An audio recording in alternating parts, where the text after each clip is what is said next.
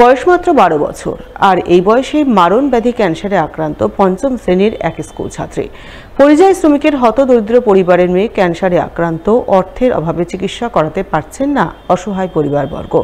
এই খবর জানতে পেরে সেই অসহায় পরিবারবর্গের পাশে দাঁড়িয়ে সাহায্য সহযোগিতার আশ্বাস দিলেন রাজ্যের মন্ত্রী সাবিনা ইয়াসমিন। সোমবার রাতে মন্ত্রী সাবিনা ইয়াসমিনের এমনই মানবিক রূপ চাক্ষুষ করলেন মালদার কালিয়াচক 2 নম্বর ব্লকের পঞ্চানন্দপুর 2 নম্বর অঞ্চলের সুলতানটোলার বাসিন্দারা। জানা গেছে ওই এলাকার বাসিন্দা পেশায় পরিযায়ী শ্রমিক আজিমুদ্দিন শেখ। তার বাড়িতে স্ত্রী ছাড়াও রয়েছে 4 নাবালক ছেলে মেয়ে। তাদের মধ্যে একজন বর্তমানে ক্যান্সার আক্রান্ত। তার নাম আরিফা খাতুন। সেই স্থানীয় এক বিদ্যালয়ের 5ম শ্রেণীর ছাত্রী। সম্প্রতি তার শরীরে মারণব্যাধি ক্যান্সারের জীবাণু ধরা পড়েছে। সে ব্লাড ক্যান্সারে আক্রান্ত। তাই তাকে নিয়ে দুশ্চিন্তায় হতদরিদ্র পরিবারের চোখের ঘুম উবেছে।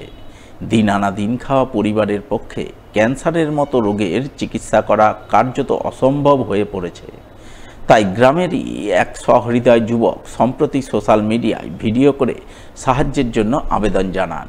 সেই আবেদন চোখে পড়তেই সোমবার রাতে ক্যান্সার আক্রান্ত আরিফা খাতুনের বাড়ি ছুটে যান স্থানীয় বিধায়ক তথা রাজ্যের মন্ত্রী সাবিনা ইয়াসমিন। তিনি আরিফার চিকিৎসার জন্য অসহায় পরিবারবর্গের হাতে কিছু আর্থিক সাহায্য তুলে দেন এবং অন্যদের পরিবারটির প্রতি সাহায্যের হাত বাড়িয়ে দেওয়ার জন্য আবেদন জানান তিনি।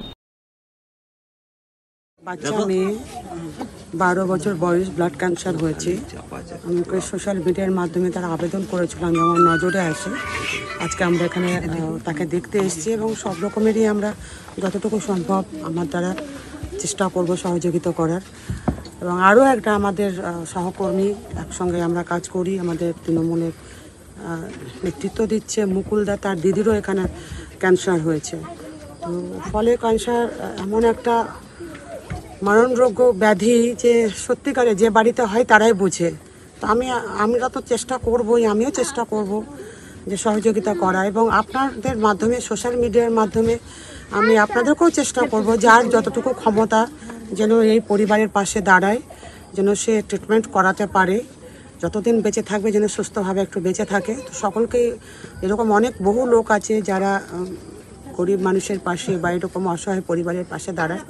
তো আমি তাদেরকে অনুরোধ করব যে একটু পরিবারের পাশে সকলে দাঁড়ান।